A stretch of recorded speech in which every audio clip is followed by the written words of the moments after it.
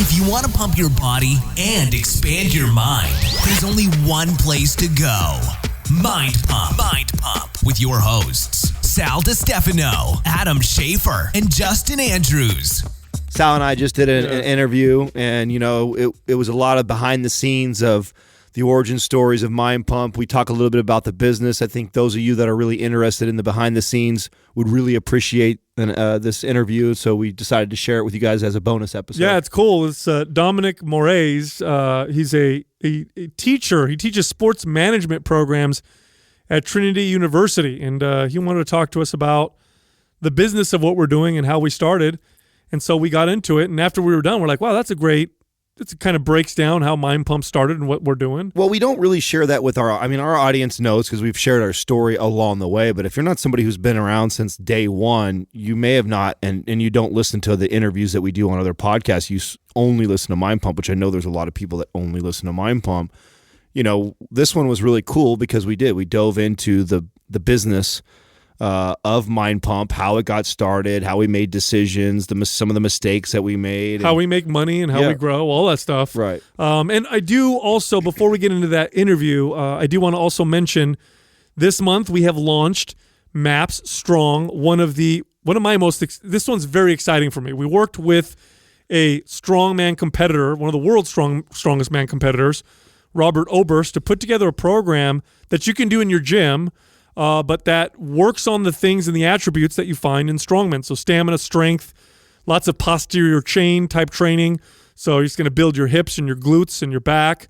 And it's just a lot of fun. It's a great program. It's our newest program, MAPS Strong. You can find it at mapsstrong.com. And that's it. Without any further ado, here we are talking to Dominic Morais about how Mind Pump got started and how we do what we do. So this actually isn't a podcast at all. This is for research for, I'm a professor at Trinity University. I'm actually, I graduated about a year ahead of Ben Pollock, who really kind of told me about y'all. We're just trying to do this for an academic study. We've looked at fitness entrepreneurs in person, but we haven't really looked at social media fitness entrepreneurs. And so that's the next step in this kind of research strand. Oh, I see. Awesome. I'd like to kind of start this way. Would y'all tell me kind of where all your revenue streams come from now, how you see kind of the state of Mind Pump, and then can we talk about how you got started? Okay. Can we do that? Yeah. We can start. Fantastic. The largest source of revenues are baby seal fur jackets that we sell to people. I love it. We actually, when we first started, we didn't monetize for about a year and a half before we did. We knew that we had to, first of all, gain trust, grow the audience, do that first before we turned on monetization. So luckily, all of four of us had other jobs or businesses that we were running, so we didn't have to rely on Mind Pump's income. So we did have that luxury when we first started. And then when we turned on the monetization, the very first thing we did was started selling programs. And the theory was that we would give so much value for free, so much information between the podcasts and the YouTube and the blogs and the just constant communication that we provide on Instagram and Facebook, and then we have a private forum that we help people out. And our theory was if we could touch and reach enough people and give so much value that when we finally decided to ask for money by selling programs, that a lot of people would buy just out of support. And that's exactly what happened. We had a huge flux of people that came through that, had already been listening to the show for well over a year and felt, and they had already been trying to give us money in like Patreon stuff. And we all agreed that we wouldn't do something like that.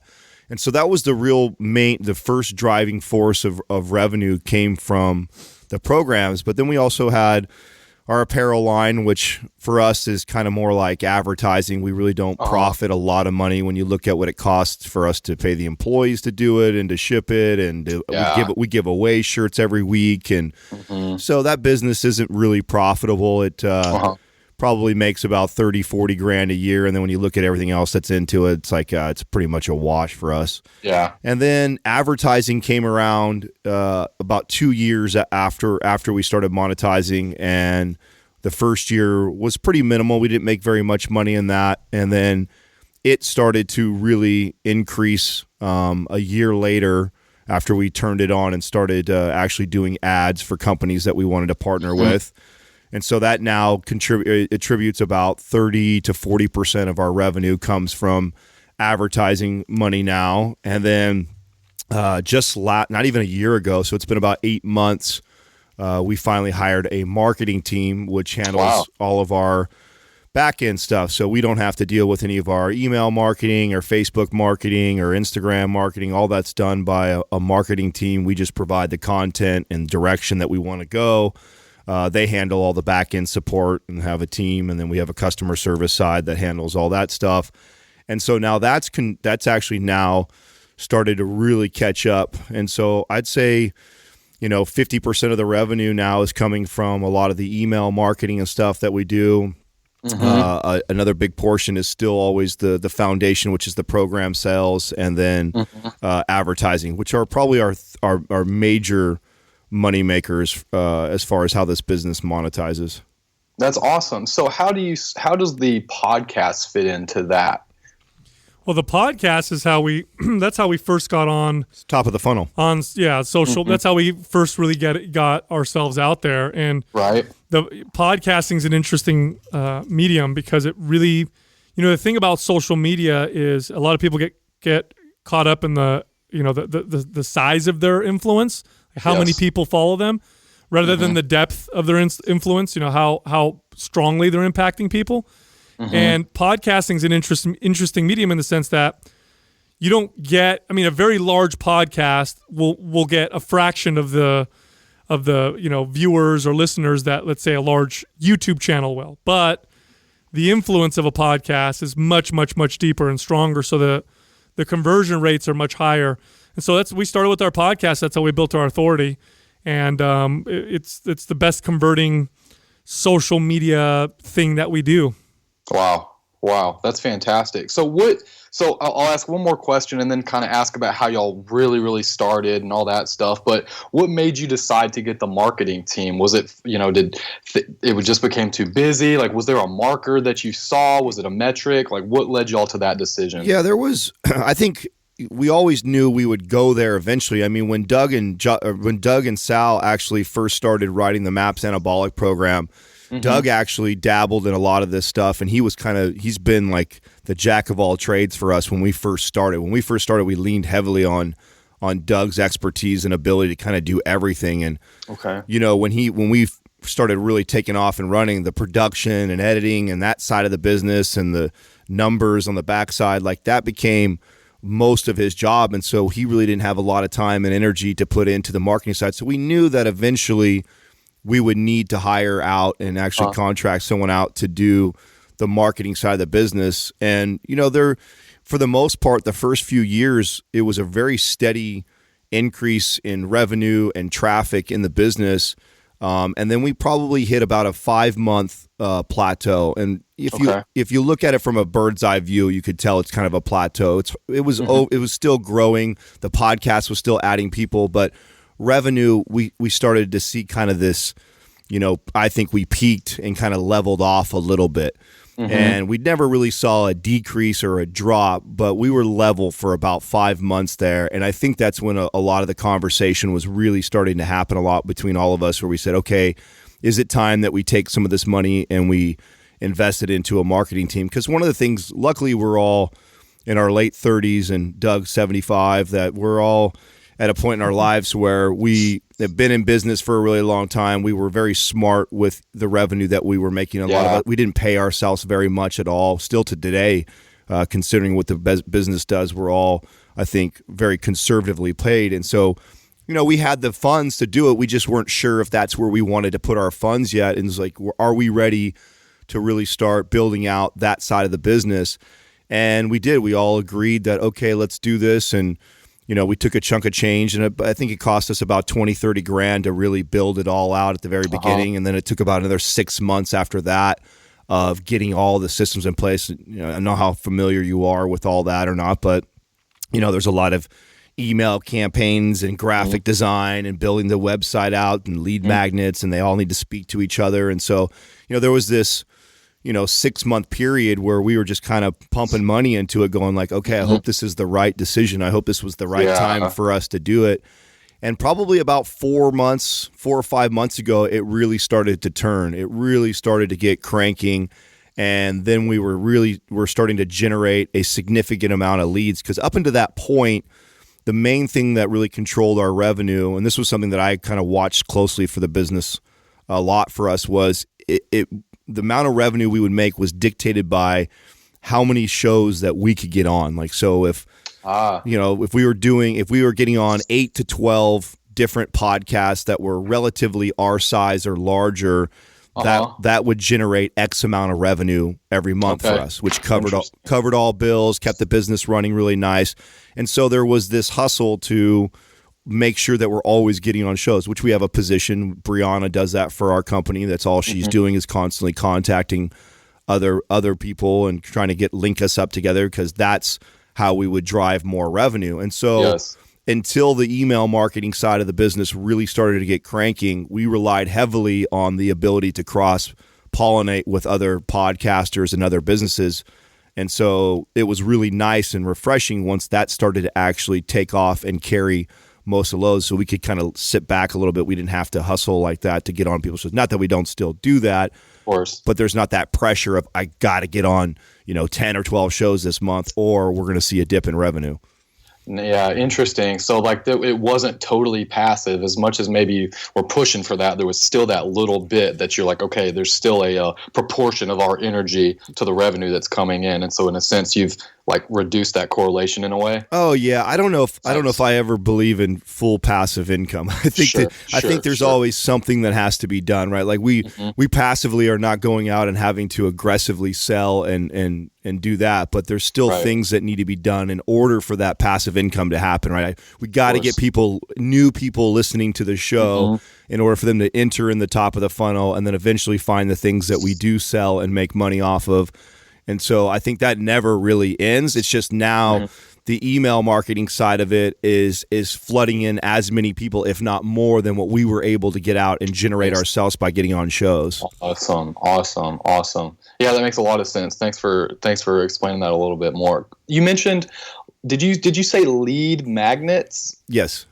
What can you? I know all the other stuff that you talked about, but I haven't heard that phrase yet. Will you explain that a little bit? Yeah, so like a lead magnet for us right now is like an ad that you'll see pop up on Instagram or Facebook, and it's a lead magnet is driving to a free offer that we have. So what we do is we have a ton of free guides and free information, and this is a lot of Sal's side of the business. He writes all of our content. He's brilliant, and he has this ability to put this content out at a speed that I've never seen anybody do before. And so he sits down and he'll rip out these incredible papers that are just loaded full of great information for people. Nice.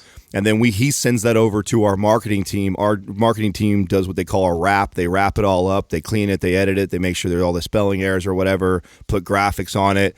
And then they build a funnel all the way around it. So then it becomes a lead magnet that we pay out to get onto Facebook and Instagram. And then when people opt into it, they're basically trading their email for this free great guide. And there's a lot of money and time that's put in to make it good value. So it seems like a very fair, good exchange. Like, hey, I'm giving you my email, but I'm getting this incredible report or whatever it is that I'm searching for. Then from there is a sequence that's built out that actually will nurture that person afterwards. So we've now segmented.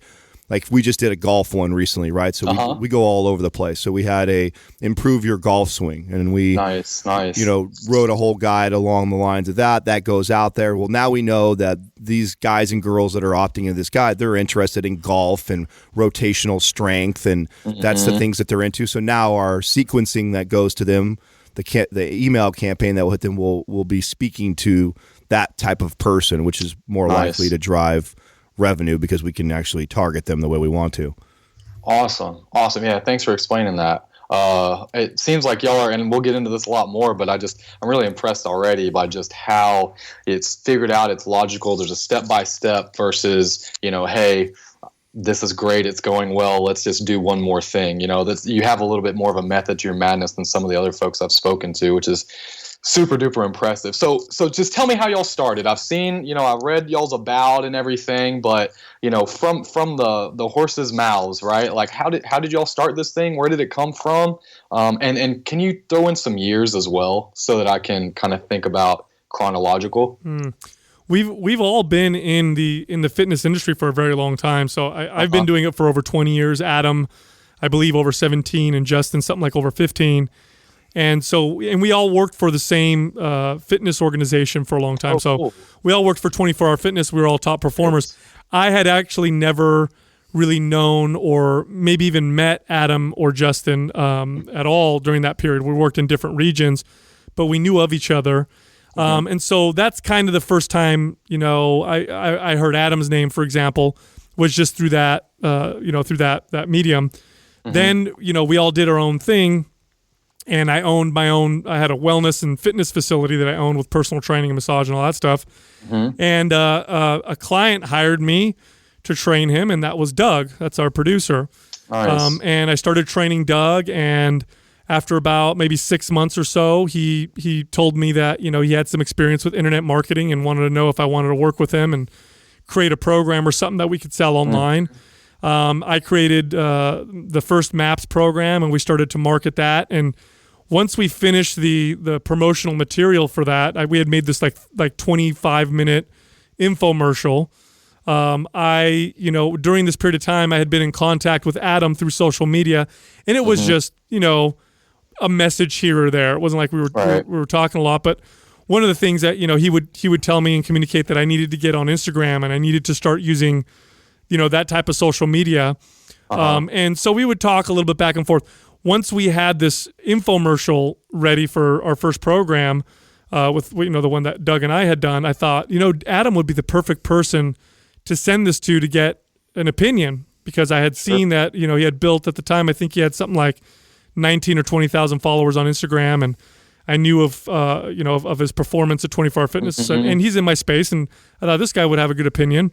And so I sent him our promotional material, and he gets on the phone with me. He loves it, and we talk, and we decide let's do a podcast. Now, up until this point, Doug and I had thrown around some ideas of how we're gonna build authority, and podcasting was one of the ways, the potential ways. We thought about writing a book and doing some other stuff.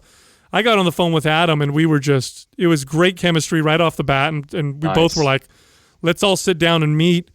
And we met at his house. It was me, Adam, Justin, and at the time there was another individual who's involved with Mind Pump, Craig Capurso, a good friend of ours.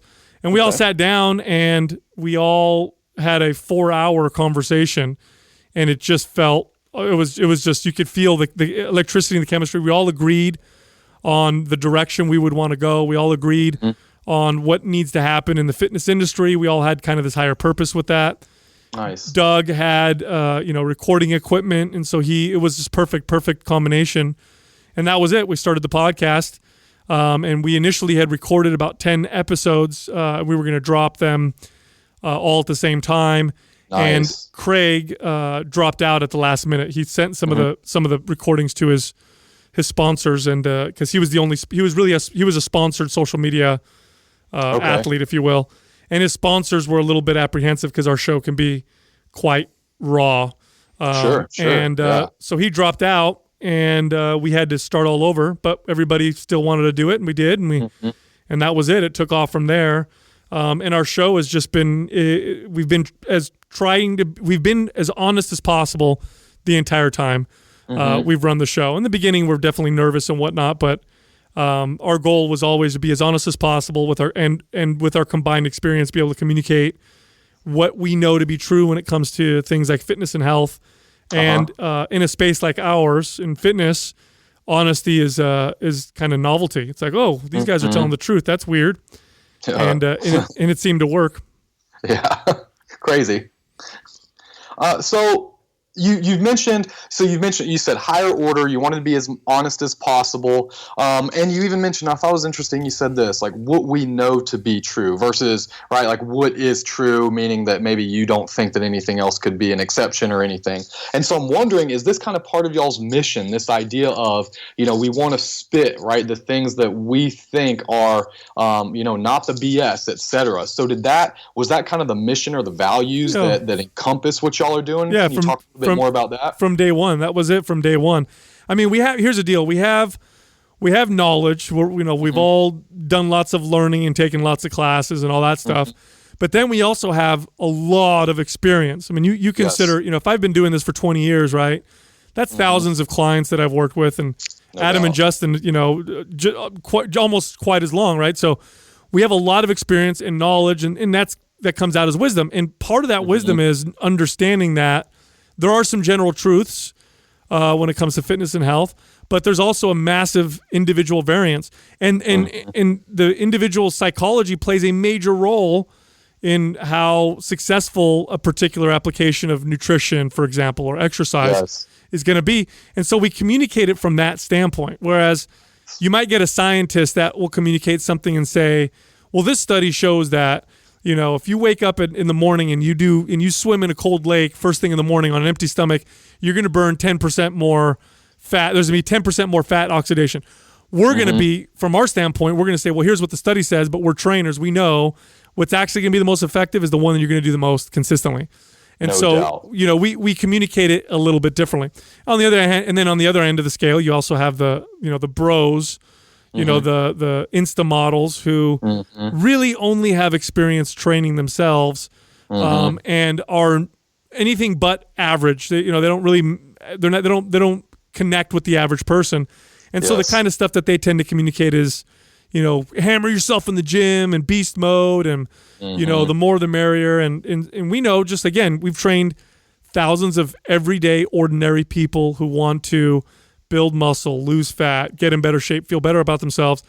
And I'll tell you what, one of the things you learn is when you've done this for as long as we have, is you learn how to communicate what you know, and you learn how to communicate it very well, because that's actually as important, if not more important, than what you're actually communicating.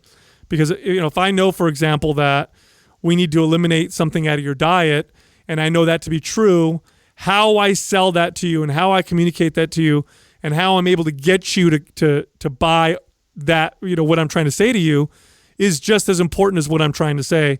And it lends itself very well to a medium like podcasting, where that's what we're doing for an hour and a half. We're communicating. Yeah, wow, man. I feel like I'm about to be in church over here having to testify with y'all because you're speaking the same language that I do. I train, a few people here and there, but everything you're saying I feel like is totally accurate. And again, right, like, yeah, you can tell everyone to do what to do, but man, I mean, how you do it and this, right, can lead to them being successful or totally terrible or whatever. So man, yeah, that means a lot just hearing that stuff. So thanks. So what about this idea of credibility, right? You've talked about experience, that y'all have gone to school for this stuff.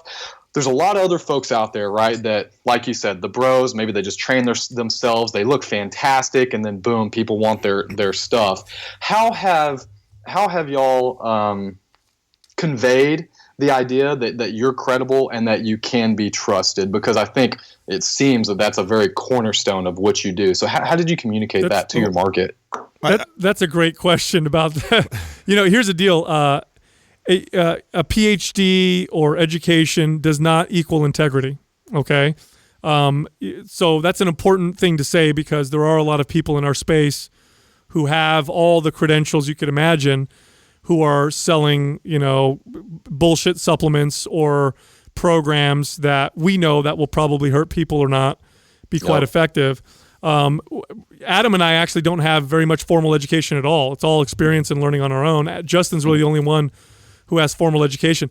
I think the credibility comes from people listening to our show, and they can hear that we're honest, and then people apply what we say, and then it works. And a lot of what we say makes sense. It's right. I think sometimes when you hear the truth, or you hear someone that's telling the truth or speaking with integrity, you can kind of hear it a little bit. It starts to make sense. So it's taken us a second to build that authority, But now we're at the point now. I'll tell you what, we're one of the highest converting podcasts for our sponsors. We're not the biggest. Some of our sponsors are sponsored through mega podcasts like the Joe Rogan podcast, for example.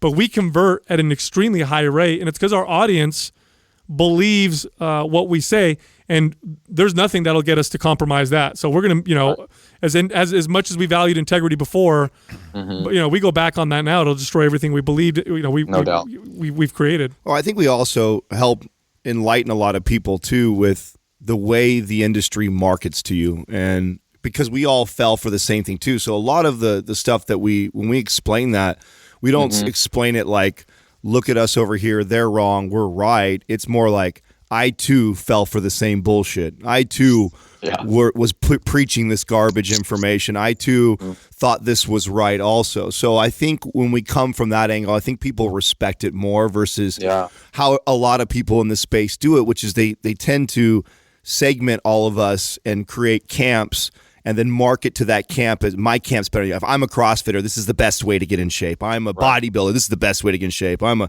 power lifter, this is the best way to do things. Or I'm this unconventional guy that pushes sleds and swings mace bells and kettlebells, and so that's what's better. And then we all get in these little camps and we defend our camps and we talk shit about everybody else's modality and or their way of eating. And so nutrition and training become very much so like religion for people. And what we've come in to tell people is that there's something to take from all of these modalities. They've lasted for hundreds of years, and not CrossFit, but most of the other ones have been around for a very long time for a reason, because there are some good things to take from that. And instead of trying to sell you on why it's the best, let us help you unpack that and share with you the strengths of this way of training and the strengths of this way of eating, and teach you really the nuts and bolts of it. And then from there, you can make the decision for yourself of, is this right for you? And so I think the reason that I think we've had a lot of success is we've present information like that versus, and a lot of people thought we were crazy because they didn't think we were going to make any money doing this, because there's no money in that. The money is in attaching yourself to a modality, attaching yourself to a diet. I mean, Mind Pump will be much bigger on iTunes just simply if we would have named it the Keto Podcast, because when we were first starting, that was on the fucking rise. I mean, everybody was jumping on the keto diet, and if we were to name it something like that, we would be trending much higher just because of searches. But, that's just, we have integrity. We are not trying to do that. We talk about those things. We go through them ourselves. And then when we experience, the stuff that happens to us individually, we try to communicate that to our audience so they can relate too. But I don't think we tell people this is right or this is wrong. We present the information in a very non-biased way, and I think it's the difference between telling people what to think and telling people and helping people to think themselves. Yes. That's really the underlying difference. And again, having experience working with so many everyday people, at the end of the day, there is no better coach and there is no better guide. There is no better guru than you inside your own body, and we're just helping you figure this out on your own, and we're providing you with information and tools, and we're speaking based on our experience, and then you can decide for yourself and learn for yourself. And it's funny because I think the fitness industry assumes everybody's an idiot for a long time, and we're assuming everybody's intelligent and they just need to be given the tools, and that's about it. Yeah. Wow. So that it's really interesting, because one of the questions that I have listed is this idea of community. And when I hear you talk about modalities, I'm thinking, okay, that's essentially like community CrossFit. It's very much culty, or maybe you do strongman and you kind of boom, there's that, you get on those Facebook groups, etc.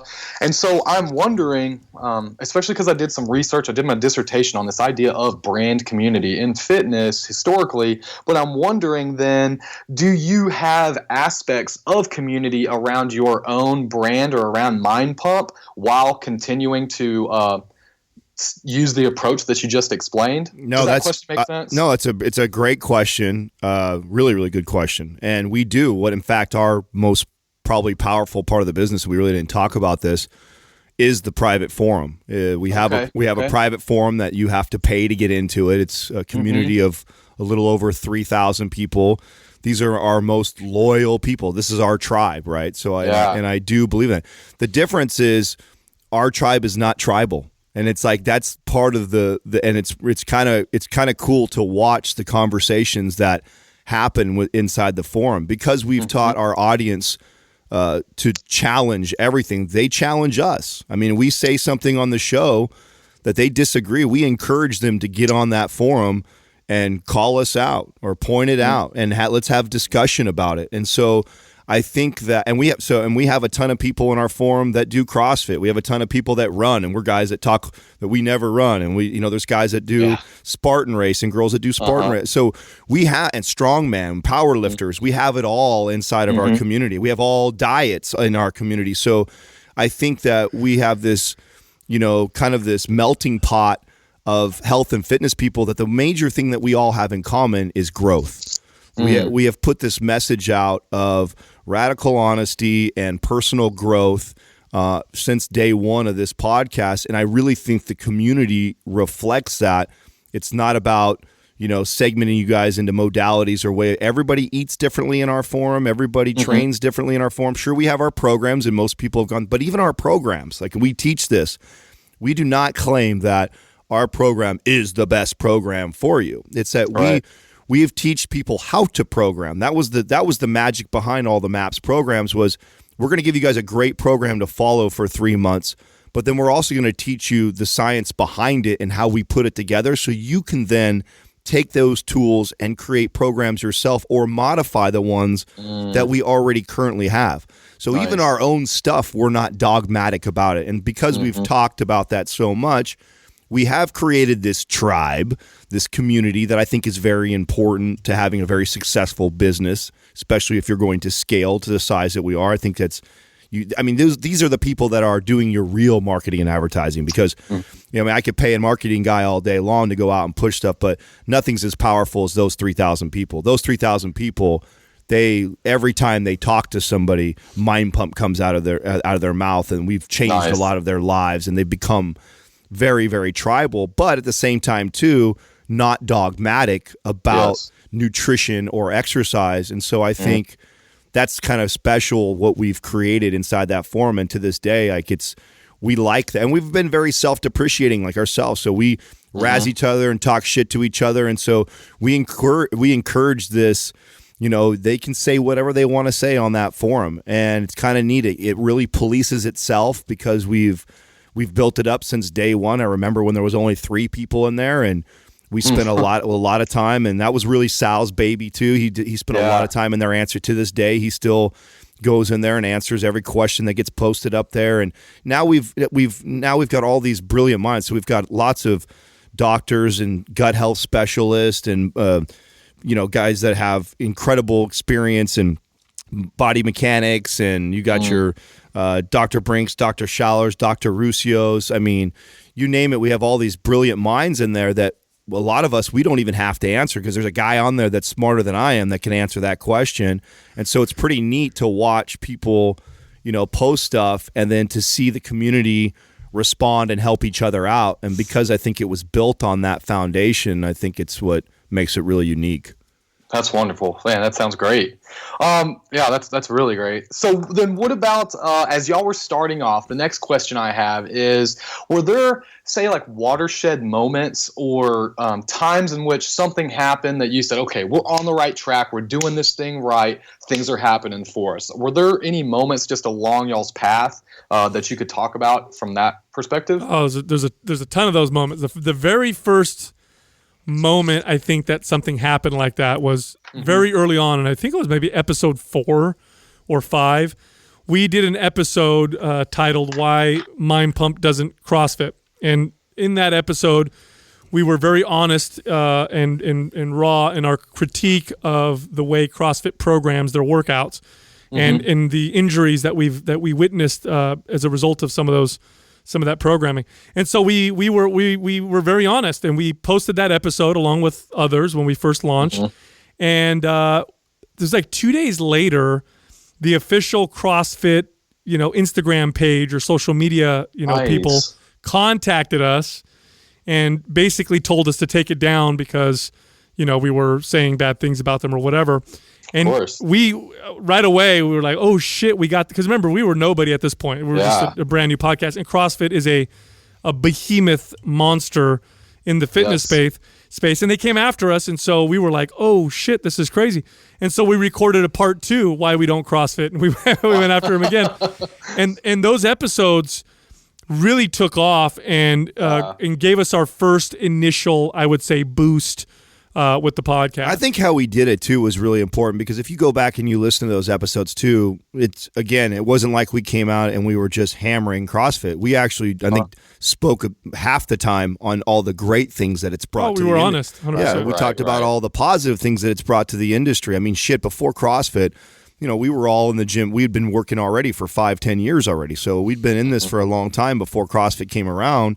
And shit, I don't remember anybody squatting or deadlifting. I mean, you could walk to the squat rack and there would be dust on it, because the one that you had in the gym, nobody used. Nobody was using it. It wasn't popular.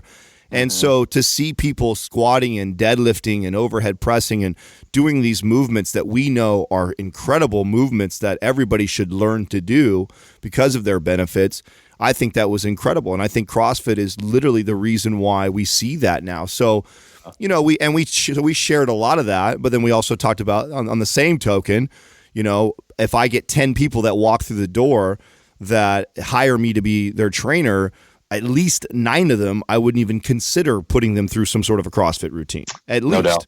And so that's the way we spoke about it. It wasn't that, and so if you're that super athlete, you've got incredible mechanics, you can move explosively like that, you're smart, you won't push yourself to injury, like, okay, that this could be a great sport for you, just like football or basketball or anything else. So I think the way we articulated that was so important. Even though we were early on, I don't think we were as polished as we are now. I still think the general message that we were giving, I think, was really powerful. It resonated. That was a very pivotal point. Yeah, it definitely resonated with a lot of people. And I guess I think the second thing that comes to mind was when we, right around episode 100, the way we podcasted started to get a lot better. We started to feel a lot smoother. It's just from reps of doing this. And you could hear it in the show, like right around 100, we started to get much, much better. And we podcast a lot. We know at the time we were doing 3 episodes a week. Now we do 5 episodes a week. Man. And it just improved our skills dramatically. I mean, you could hear, and again, because we're podcasting every single day, we got better, faster and faster. And I think the next time was when we started to learn to intro the show separately or differently. And so what Doug would do early on when we would do our podcast, what would happen is Doug would hit record, and it was like you were walking into a conversation. But then at some point I would intro the show and say, oh, by the way, you're listening to Mind Pump or whatever. And, it would change the energy for a second in the show. So we figured out, and I think it was around 100 or so. Well, it was a lot of it was the interviews that really pointed that out to really us. Pointed because it out. we would get an interview, because at the beginning we carried this thing by ourselves. We didn't have who the fuck's going to come on a show that they don't know, right? That you're not going to fly some great guest in that's never heard of Mind Pump. So we didn't really have guests. It was just us. And then we started bringing like some of our close friends or people that we knew that had some sort of credibility. We'd bring them on the show. And it would fuck the dynamic up. I mean, we had gotten really good at the 3 of us having conversation, and then we get the 4th person in the conversation, and then the flow just wasn't there. And we're like, damn, we know we're better than this. Why can't we figure this out? And one of the things that we realized was this like formal, soon as the interview starts, hey, tell them who your name is. This whole basic, it turns it into this. We could be having this great conversation off air, knowing each other, talking bullshit and this and that, laughing, and then the mics go on. Then we get all of a sudden formal interview question style, and it just would kill that dynamic. Right. And so we put it together like, okay, you know what? Let's not change the dynamic of how we have Doug just switch it on, and we'll just go. And then at the end of the whole show, we'll go back, we'll recap it, and then we'll formally introduce that person on air by ourselves. And nice. And that was a very pivotal point for us also, because now we get guests, we'd sit them down, Doug flips the switch on, they don't even know half the time, and then they look at us and be like, are we recording? We've been recording for 10 minutes, and we just keep going and then you get this really good organic conversation that I think that's a lot of what people appreciate about the show too, is that it doesn't feel scripted. It feels like you're a fly on the wall, and you get to hear these 2 or 3 intelligent guys interview this person that you're interested in. I think that was a very pivotal point for us. Oh, it took the show to a whole new level. And then we started to figure out that, we would experiment with ways to get our show out there. And so, Instagram, we would have people post for us and stuff like that. And we didn't really get a return. And I don't remember when this happened. This was early on.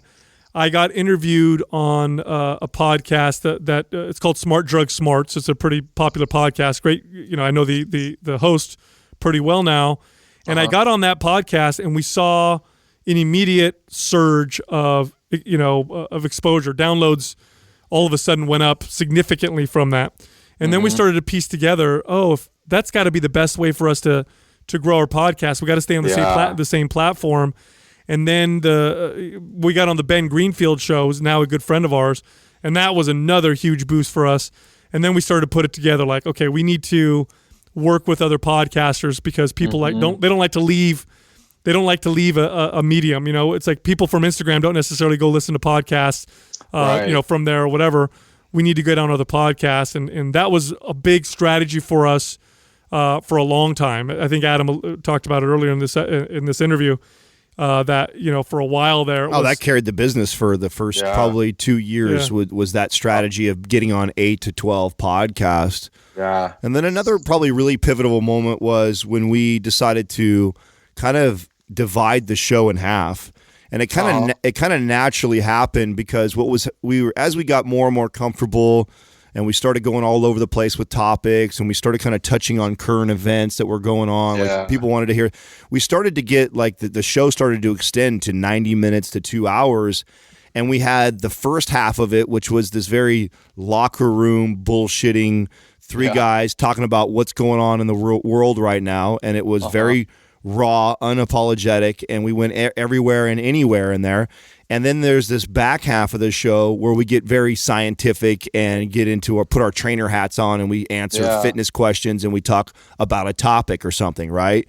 And so we had a division, maybe a 50-50 split. It was really crazy of people that didn't even work out, people that didn't exercise, didn't care about fitness, but loved the first hour of banter that we did because they respected us as individuals, liked listening to our opinions. The fact that all 3 of us don't agree a lot and we openly discuss and debate, I think people really appreciated that. And so we had an audience that weren't even really hardcore fitness workout people, but enjoyed that banter. And then we had the other half that absolutely hated that piece, and they were here for the science, for the education, for the information pertaining to fitness. So there was probably a little lull there too of us trying to figure this out. Like, do we cut that out? Do we start do we start another channel? Do we have just certain days that are just bullshitting, and then other days where we do this? And we're like, fuck, we were really torn on that. And the way we came up with the idea of, okay, let's not change the format really, but let's now, since we introduced the show anyways at the end, we were already doing that. Why don't we recap people on what's coming ahead so they can fast forward if they want to hear that? So now when you listen to the show, and this has been going on for about 200-300 episodes now, maybe a little more, Sal will say, in today's episode, we get into this, and this, and he'll list off all the crazy stuff because we'll talk about sex dolls, and we'll talk about what's going on with Kaepernick right now and Nike, and we'll talk about all these, polarizing type topics at the beginning of the show, and then he'll say, and then 42 minutes in, we get into the questions, and here's what we answer. And so now if you're somebody who listens, you can't stand hearing our opinions on that stuff, then you can fast forward right to the science and get to the meat. And if you're somebody who likes the banter, you can stop listening at 42 minutes in. Nice. Man, that's so legit. Okay, so quick question. So approximately, like, what year was episode 4? Because you said 400, and then when you did the Safe Drug podcast over there. So could y'all mind putting just a couple, so I can kind of see? Yeah, that's a good question. Doug, when would you say we aired the first CrossFit episode? Was that 2015? Cool. Nice. And then what, 100 episodes, when would you say, how long did it take to get 100? Maybe like a year? Yeah. Okay. Cool. Yeah. Thank y'all. I appreciated it. With that in mind. And when did y'all officially? So you officially started January 5th, 2015. Like you launched your first podcast, and this is when Mind Pump began. Yes, I think so. Okay. Awesome. Fantastic. So what about? And y'all talked about this a little bit, but when you did not have a marketing team, were there certain metrics that you paid attention to? I know you said that, the podcast, when more downloads meant more revenue ultimately. Were there more things that you paid attention to, and did those differ? Yeah, downloads was a big one. Our own social media following was another big one. So how fast our Instagram pages were growing. Also the interaction and the influence of our social media. So how many comments are we getting? How many questions are we answering? Okay, nice. The size of our forum, and then of course our program sales being our main source of revenue. Awesome. So what about then, like the subjects that you talk about, right? Or the market and your subjects. Was the market intentional? And have you do you play your like subjects to the market, or is that just, look, this is who we are, and they respect us as people now, so we don't have to necessarily tailor as much? There's a little bit of looking at the market, but a lot of it is just what we want to talk about, especially early on. I mean, we literally, we wouldn't even know what the topic would be until we would start the conversation, and then it would just go where it would go. In fact, we still do that every once in a while. We'll have an episode where we don't know what we're going to talk about. Let's just turn on the mics and see what happens. And those turn out to be some of our best episodes. A lot of the direction, 3 days a week, we do these Q&A episodes where we answer questions. And these are fan questions, and they'll ask us on our social media page.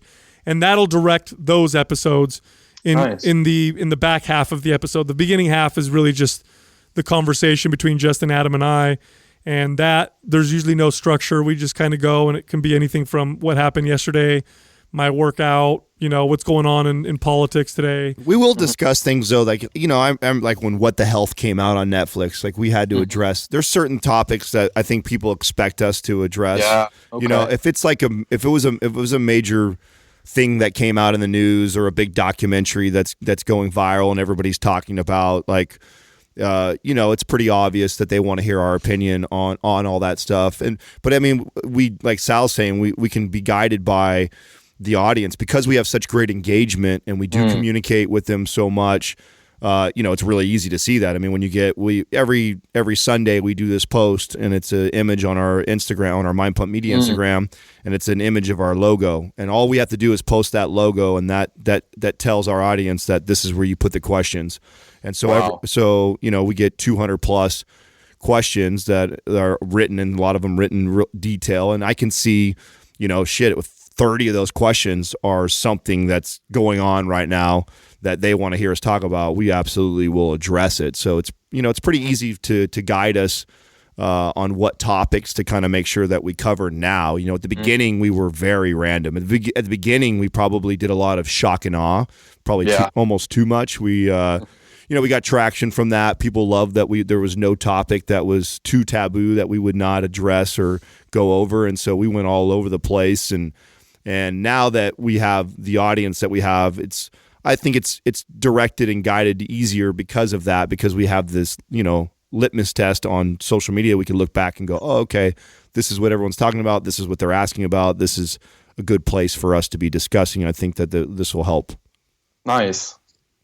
So then my next question is, we kind of talked about packaging the actual content of the podcasts. What about the products, right? Like, how did y'all really conceive of, okay, this is going to be our first product. We're going to package this program this way because of blank. And so, how did that start, and how has that good question evolved? That's a really good question. Well, the first program was we sold was Maps Anabolic, which was a program that I had created before we started Mind Pump.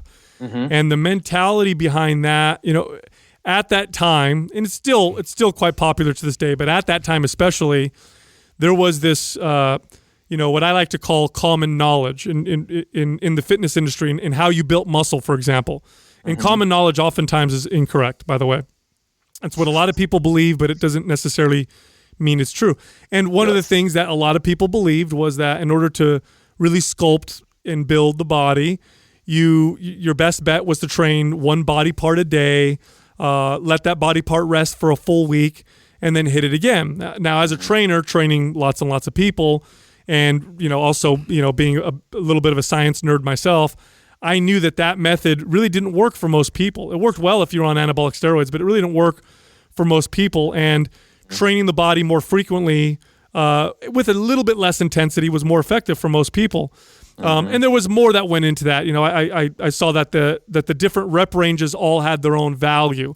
I know when it comes to building muscle, everybody says, 8 to 12 reps that's the rep range to build muscle.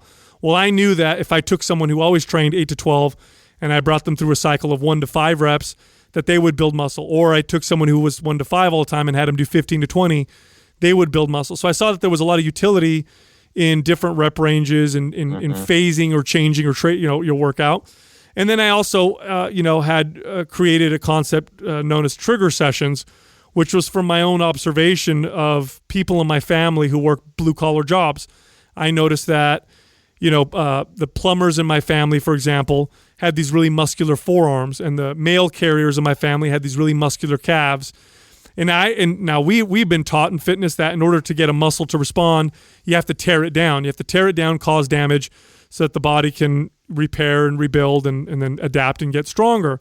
But I also realized that the plumbers in my family, they might have gotten sore in their forearms for the first 6 months of their job, but they've been doing it for 30 years now. They're not tearing anything down anymore. And these guys have forearms that will rival a bodybuilder's. And so I knew that there was something to that. And so I experimented with something called trigger sessions, and I implemented that in the routine. And so I put together this program that was, on one hand, very effective, but on the other hand, also very opposite of what everybody else was saying. And if you can ever find the combination of opposite of what everyone's saying, but also effective, I don't care what market you're in, you have a huge potential to explode. Well, I also think this was really what connected Sal and I, because I remember when he sent it over to me and he sent the whole video that him and Doug did, I was like, this is brilliant. And there's not enough people that are saying this message. And what I knew at that time, and I don't remember what the exact percentage is when I read this, but I know that we know that women are the ones that typically buy. Women are the ones that are purchasing a lot of things out there. And what do I know about training a lot of women? Well, I know that a lot of women tend to stray away from heavy lifting because they don't want to get big and bulky. They want to get toned and lean. But what I also know from training a really long time is that, like Sal said, I could take a woman like that who's never seen less than 6 reps in her life before, train her on a 5x5 type of strength program, and it will blow her mind. She will build and shape the body she always wanted, that she was working so hard at, doing 15 to 20 reps, supersetting and doing all this high intensity shit. Right. And so when I saw the way he laid out MAPS, I was like, okay, this is brilliant, and nobody wanted to do that. Everybody wants to feed into what everybody's already doing. It's like, I'm going to market to a girl, I'm going to put a pink label on it, say it's for women, and then it's going to be all this high repetition shit. It's like, why? That's what they're all doing. They're all doing that already. That's not what they need. What they need is someone to teach them how to deadlift, how to squat. Don't be afraid of putting some weight on there and doing 1 to 5 reps. It's not going to make you bulky and look like a man. It's not going to work that way. And because I knew that, I know he knew that, when I saw that, the programming, how I thought, oh, wow, this is going to, if we can market this and we can get it into their hands, I knew that it would change their lives, and that was really the secret sauce behind what he did. And then frequency. At that same time, I remember going through my own, changing up my routine, and we've talked about this on the show many times, how, we train our clients better than we train ourselves. So I would be training my clients a full body routine because I knew that was working the best, but then I was still training myself in this split routine. You know what I'm saying? So funny. Yeah. But I was still caught in that bro mentality. I was still caught in all the bodybuilding stuff, the magazines, but yet I was applying what I knew worked best to my clients.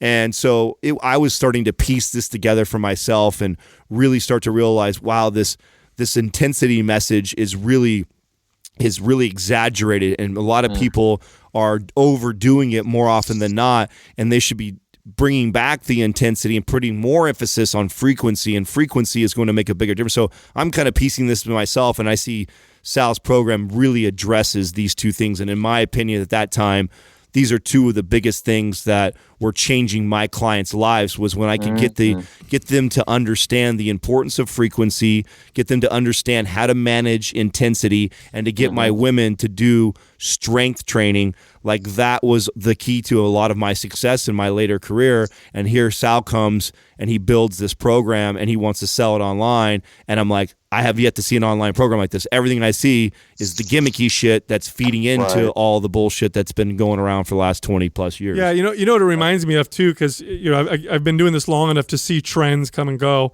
And I remember when Atkins first came out. At the time, we were told that fat was bad for you, avoid it at all costs, and low fat was the way that you got leaner. And then out comes this diet that tells you the opposite and says, don't eat carbs and just eat lots of fat. Now I'm not an advocate of Atkins. I know there's a lot of different ways to skin a cat, but the reason why it exploded, let's get it straight here. The reason why Atkins exploded was because it worked. If you do cut your carbs, you are cutting your calories and you're going to lose some weight. But mainly it's because it was the opposite. Right? So we had been sold so hard that fat was bad for you. Here comes this guy that says, eat all the fat you want, just cut your carbs. Because the message was so opposite, it gained a lot of traction. And so I knew if I came out and said, training each body part once a week and doing a body part split and going to failure all the time is not effective as this kind of a program, which is kind of the opposite, but has a lot of science supporting it and is also extremely effective, if not more effective. I knew that it would get some traction. And so that was the reasoning behind that. And then after that, I mean, we have now many, many, many other programs. And Adam, Justin, and I get together and we create these programs. And it is an absolute great time. And we went and we created an athletic-based program. We created one for bodybuilders. We've created programs that are correctional for personal trainers. And so and just continuing on that theme. And it's cool because we could definitely write programs in ways that'll sell more programs, but we want to stay true to what we know to be effective, and we want to maintain our integrity. And it's taking us longer to get traction with our programs because of it. I remember initially, too, people would buy the MAPS program, and then they'd return it for a refund, and we'd say, well, why do you want a refund? Oh, because I've seen all these exercises before. And it's like, well, I could create a flashy, crazy looking program like everyone else, but it's not gonna work. We want to make stuff that works, and it's working. It's working. Yeah. People are getting results. We're starting to see a trend on social media. The order is very methodical too, though. Like, so if you actually look at because we recommend an order of going through our programs, and we wrote them in an order too of. And they were all chronological except for Prime. And I remember we held Prime because we knew it was going to be a lot for the average consumer to digest.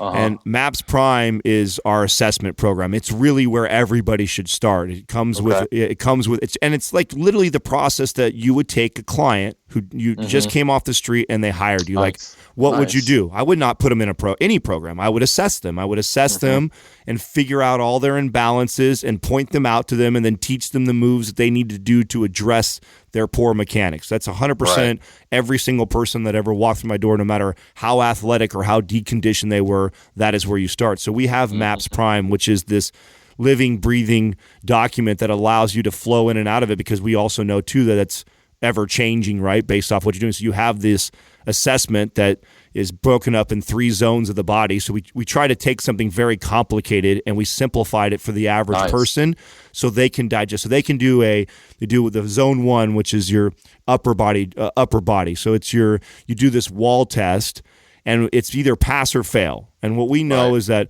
a majority of these people are going to fail this because a majority of people suffer from upper cross syndrome, especially nowadays with the computer and stuff. And then from there, it points you in a direction of mobility moves and correctional stretches for you to fix that specific area that you have breakdown. And so we broke the body up like that. And this is the foundation. This is where it really starts, is there, and it complements each one of the programs. And then MAPS Anabolic is our strength foundational program, the first one that Sal created, really where most all people should start, no matter what your pursuit is. because it's the basic principles you're learning in there. And then you get into like performance, which even though it's athletically driven, we still highly recommend it to the average gym goer because it's not a bunch of crazy explosive movements that we put in there where you're doing jump boxes and weird shit like that. Right. It's just a lot of mobility movement, a lot of dynamic movement, multiplanar movements that people don't tend to do that they probably need to do for overall joint health. So we encourage you to go that direction. And then the last piece, which was the third program that we created, which was the MAPS aesthetic, which is, let's be honest, a lot of people want to shape and sculpt the body. And if that's your primary focus, there are ways to focus on smaller muscles to give you this illusion that you're shaped a certain way. And so that was the final program. And we ordered them like that for that reason. So even somebody who wants to be a bodybuilder, we still believe that you should still go through that process of the foundational programs because of how much it's going to benefit you on overall movement, overall strength, and we know that will still feed into how you want to look. So those are really the core of the programs, and then we've now advanced it, and there's at-home programs, and there's we have tomorrow we release our strongman program, so we wrote a program that's geared towards that. So yeah, the goal now too for the business, so we release a program every quarter. And a lot of what we do going forward is, we partner up with somebody who is a specialist in that. So like we used strongman Robert Oberist, who we partnered up with, and we created that program. So we take his combined knowledge of all of his years of experience in training in strongman. We take our combined knowledge of program design and training normal, average Janes and Joes, and we take that and we give them a taste of, training like a strongman, but we do it in a very safe, intelligent way. Nice.